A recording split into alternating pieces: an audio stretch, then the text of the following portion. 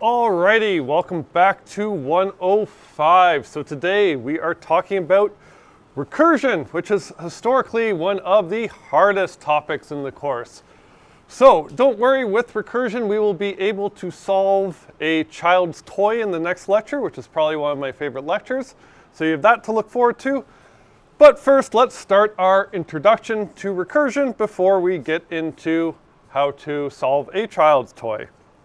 So, quite simply, recursion is just the idea of calling yourself. So a recursive function is just a function that calls itself, and in order to use recursion successfully, we need two things. We need a base case, which is a simple solution we know, and a recursive step, so that reduces the problem to a smaller version of itself.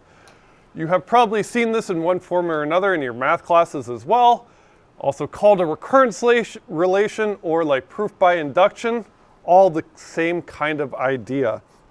So I'm contractually obligated to share this joke, so if you look in the dictionary for the definition of recursion, an example of it where it will just say see recursion.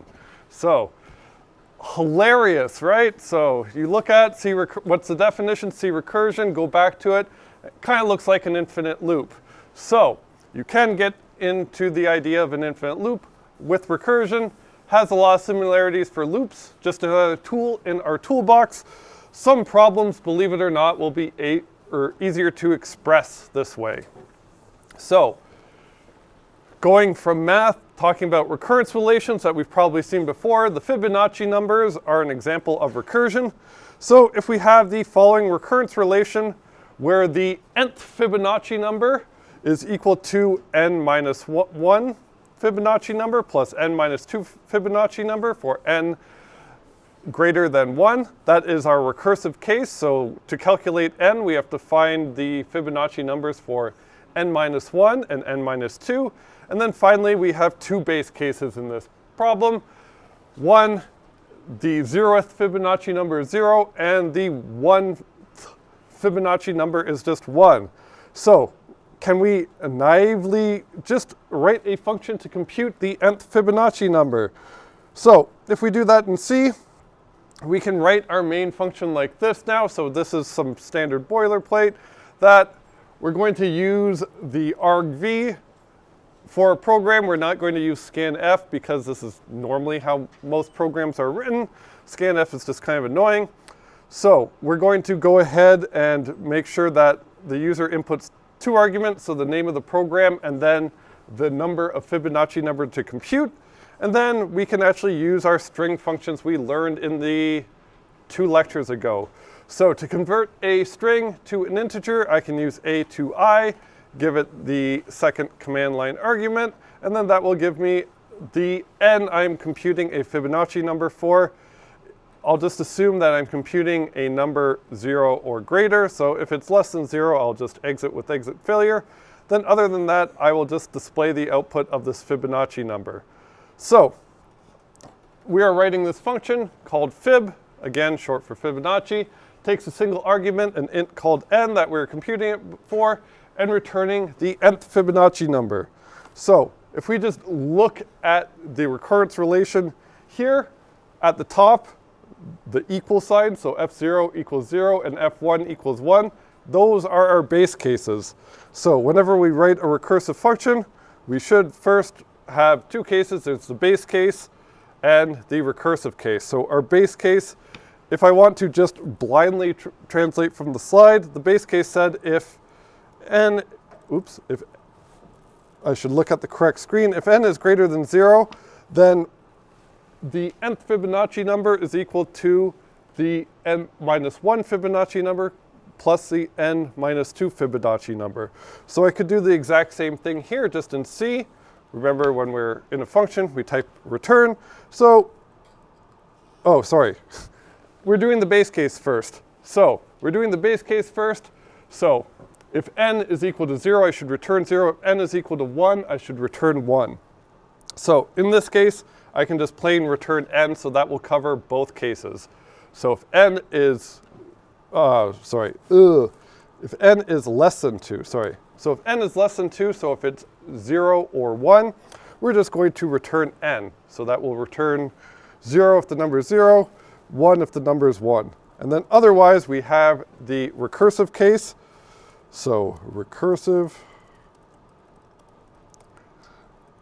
And then that case, we're just going to return the n minus 1 Fibonacci number. So that would be fib n minus 1 plus fib of n minus 2. So it would just be that. And this is the idea of a recursive function because it indeed does call itself.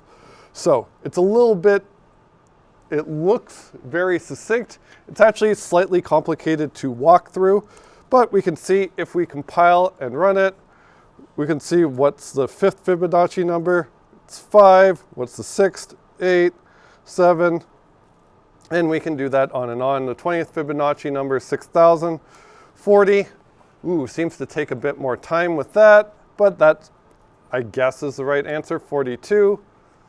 Ooh, takes a while. 43. Yeah, it starts taking a while, but it indeed does work. So before we get into breaking down what is actually happening with this and actually learning a way to speed it up, we will start with an easier case. So if we wanted to, a simpler case that has less recursive calls, so this one we saw before has 2 recursive calls, simpler problem is just to calculate exponents. So we do that using recursion. So let's assume n cannot be negative. So if we n, what should they be? Yeah. Yeah, so we need a base case and we need a recursive case. So what we're trying to solve is b to the power of n. So what should our base case be? Oh, yeah. Yeah, if n is 0, it's just 1, right? So that would be a good base case. We could also have a base case of if n is 1, just return b. Either is fine, doesn't really matter. And then what about a recursive step? So how do we reduce this problem to a version of itself? And usually you just take it one step. So how do I solve b to the power of n in terms of probably b to the power of n minus 1? Yeah. Yeah, it's just b to the n is the same as b times b to the n of minus 1, right? So if we were to write that, again, 2 things we need. Our base case, we can say b to the power of 0 is just 1. And our recursive step, again, our problem is b to the power of n, so we want to solve the problem into a smaller version of itself. So the smaller version of itself would be b to the power of n minus 1. So to calculate that, that would be b times b to the n of minus 1. Oops. So we can go ahead and write that. Same idea as before. We'll just have a program that now takes 2 arguments, because I'm saying the first one is b, whatever I type, and then b to the power of n. So, whoops, if I'm typing it out, I forgot to delete the code, so yay for me. But if we just translate it directly from what we saw, we can have our base case as n equals 0, so just return 1, and then our recursive step. So, especially when you're starting out, I recommend just adding comments to your code to making sure that you do have a base case and you do have a recursive step that reduces itself to a smaller version of itself. So in this case, I'm computing exponent b to the power of n. So my base case is n is equal to 0, return 1. And my recursive step, if n is not equal to 0, it's just b times exponent of b to the power of n minus 1. So if I go ahead and run this now, I can calculate something like, I don't know, 2 to the power of 5 should be 32, and indeed it does work, and it seems to work quite well. So a lot of things are going on here, so we will break it down step by step of what is actually happening when our computer is running this code, because it does get complicated, especially for like Fibonacci numbers. So if we call exponent with the arguments b equals 2 and n equals to 4, here I show in the boxes what function we are currently in. And remember, for this, each function will have its own copy of variables that are unique to that function. So same principles are going to apply as before, but we are going to have multiple functions with the same name, but they're going to have different arguments and they're going to have different memory. So if we call exponent 2 to the 4, which I'll put it in like a kind of gray text here, what we're trying to compute. So we're trying to compute 2 to the power of 4. So this would be the case where this function would go into the recursive case. So if we were evaluating this, it would go into the recursive case, which is 2 times exponent 2 to the 3. So to get the result of 2 to the power of 3, that would be another function call, right? So that function call would get b equals to 2, n equals to 3, and those variables would be unique to this function call here. It is a different function. So this would also go into the recursive case. So it would expand to return 2 times exponent 2 to the 2, because it's going to subtract 1 from n. So here that would be another function call that's trying to compute 2 to the power of 2. So again, that call to that function would get b equals to 2, n equals to 2. And this also goes into the recursive case. So it would expand to 2 times 2 to the exponent of 2 to the 1. That again would be another function call. We're mercifully not done yet. So this would call this. This also goes into the recursive case. So that would expand to 2 times exponent 2 to the 0. And this would be another function call. So this would call another call to the function exponent with b equals to 2 and n mercifully equals to 0. So this would be my base case, right? So this would be my base case and start to unwind everything. So this would just return the number 1, right? So this evaluates to the number 1 and returns it. So that would return to 2 to the power of 0. So this would finally be able to calculate 2 times 1. So 2 times 1 is just 2. So we would calculate that. And then this is what's returned from 2 to the power of 1. So it would return here. Then we would calculate 2 times 2.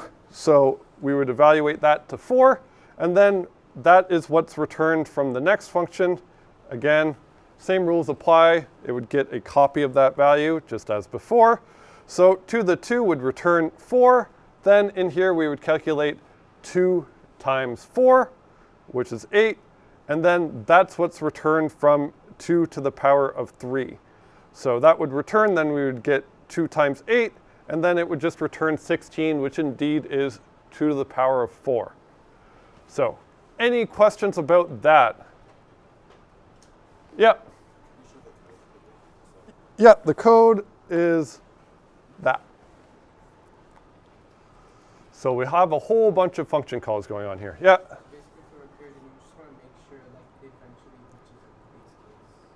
Yeah, so you want to make sure, yeah, the whole idea is eventually it should reach the base case. Just like in math, doing proof by induction, all of that stuff. Otherwise, what will happen if we don't have a base case? Yeah, you'll go on forever. You'll probably get an infinite loop. Same like writing an infinite loop before. It's just a different way of writing an infinite loop. Yep. So if you have like 2 to the power of 4, what happens is write a function, and then it calls 2 to 3. Yep. Yep. Yep. Yeah, yeah. So essentially, when we call it with b equals 4 b equals 2, n equals 4, right? That would evaluate to 2 times another function call with 2, 3. So that would call itself. That new function would have its own b and its own end. That got decreased by 1. And we evaluate that. That would be 2 times exponent 2 to the 2, so on and so forth until we finally get to the base case. and then the base case would just unwind itself. So the base case eventually, once we reach the base case here, in that base case it returns, so that would return from to the 0. Then we can finally finish this function call to exponent to the 1, which would return, and that return would go to whoever called it, and then it all kind of unwinds itself. Yep. Sorry? Yep. Yep. Yep. Yep. Yep.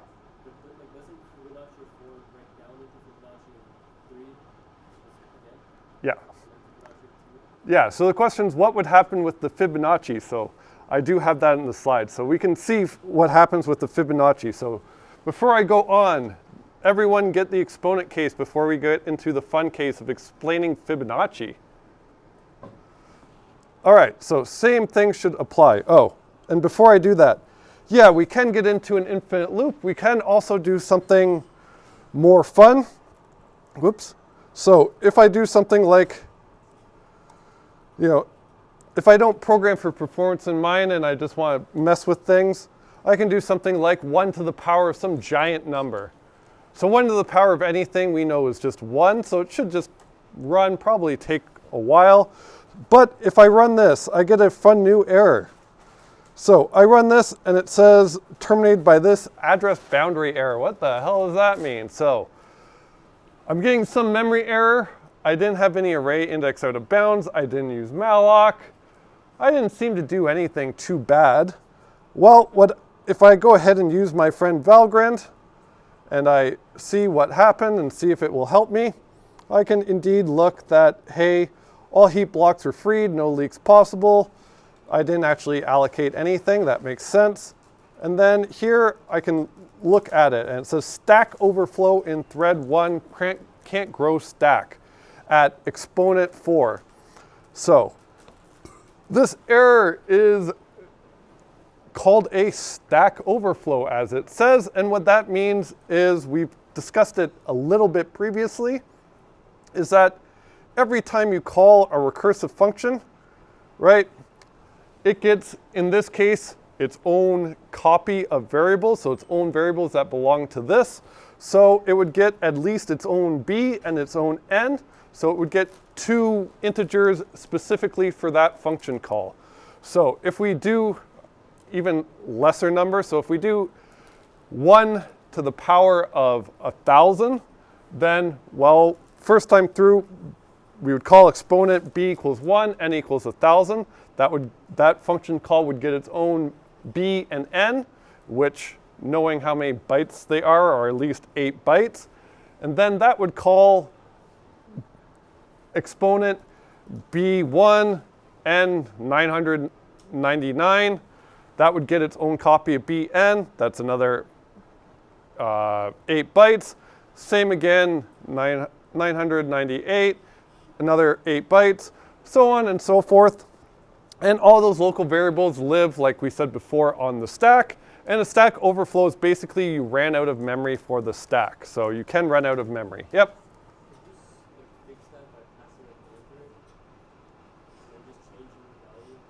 Yeah, so the question is, can I fix that by just passing a pointer here instead of passing an integer? And the answer to that is no, because a pointer will be passed by value as well, right? So a pointer takes 8 bytes. So same idea, we'd still get a stack overflow. It's just, yeah, we're just recursively calling it. It takes space, and eventually we run out of space for variables. So that is a fun error we can have. And it is so fun and so common that we give it a fun name. So when we run out of memory for local variables, it's called a stack overflow because there's more to do with calling a function, but it has at least has its own copy of the variables. We know that C stores local variables on the stack. Very important in later courses as well. So since there can be many functions active at once, what we saw with that exponent of 0 or 1 to a very, very large number, we run out of memory, and running out of memory for local variables gets a special name called a Stack Overflow, which is the name of a fun website too if you want to, ask programming questions instead of asking ChatGPT. Probably less popular now, but more of a thing back in the day. So, common cause for a Stack Overflow is just infinite recursion. So it's similar to an infinite loop, but most of the infinite loops you probably write do not allocate memory in the infinite loop. Otherwise, you would run out of memory. But typically, when you're just writing while loops, you don't actually allocate memory within the loop. So you generally don't run into the problem of Stack Overflow for infinite loops. It just runs forever. It's not getting more memory, so it just runs and runs and runs until you eventually kill it. So, as a fun thing, another thing that is not part of this course at all, but another fun way is like looking at this or looking to calculate the exponent. You might just be like, why the hell don't you just just write a loop, right? So if you just write a loop, for I equals 0 all the way to I is less than 1, just keep multiplying it by the base over and over again, just compute it directly, right? And that would not have a problem with the Stack Overflow or anything like that if I use giant arguments.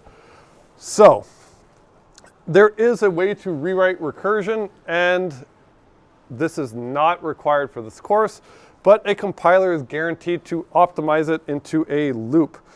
So, if we wanted to, we can modify exponent to follow something called tail recursion, and that's just a form of recursion that just has a single recursive call in the return statement, nothing else. So, if I wanted to modify the exponent tail to go ahead and use tail recursion, I could add another argument called accumulator, which is just keeping track of the current result. So each time I call the function, it's going to know what the current value is. So if I do that, my base case changes a little bit. So if n is equal to 0, I just return accumulator. I just return whatever the current value is. And then my recursive case is kind of flipped a little bit. So to be tail recursive, I have to write it just as return recursive call. So it would be return exponent tail, and here's my recursive step. So it's just b times whatever result I have accumulated so far. My base stays the same, and then I take one step by computing it of n minus 1. So in this case, if I wanted to write my exponent that only takes 2 arguments, a b and an n, well, I named this tail because it's kind of like a little helper function. I don't want my user to always pass in the accumulator, which they might screw up the initial value. So to write exponent a to the power b, I would just return exponent tail, set my accumulator equal to 1, and then just b and n as before. So this will work slightly differently, but we write this in a tail recursive way. And this will only be important once you hit 4th year compilers, because you will learn how to optimize this into a loop. So compilers are guaranteed to optimize this into a loop, in which case you won't have any problem like Stack Overflows or anything like that, because if you write it in form of a loop, it won't allocate more memory or anything like that. So, slightly above the scope of the course, but if you turn on compiler optimizations, what you see is exponent tail will be optimized to this. So it will just use a while loop. So it would be like int x equals accumulator. So that should be that initial value we pass in, which was just equal to 1. And then it would go over while n does not equal 0. So while we're not at our base case, just take x, which is the current value of the accumulator, multiply it by b, and just subtract 1 from n. So this would run a single step each time my code would otherwise do the recursive base case. And then at the end, this is my base case, will just return the current computed value. So if I have this now, code will absolutely not have a Stack Overflow because it's just in a while loop. It's not going to call itself. It's just, it only has an int one int for accumulator, one int for b, one int for n, and then one int for x. And then every time through the loop, we're not allocating more memory or anything like that. We're just using the memory we already have. So this is maybe not nice for this question, so our code won't have a Stack Overflow, and we're still able to keep the maybe more readable recursive solution. Although for computing an exponent, you could probably write a for loop that looks a lot nicer than that one. But again, we're just introducing the topic of recursion, so our examples are a bit silly. There are some problems, believe it or not, that are going to be way easier to solve with recursion. Yep.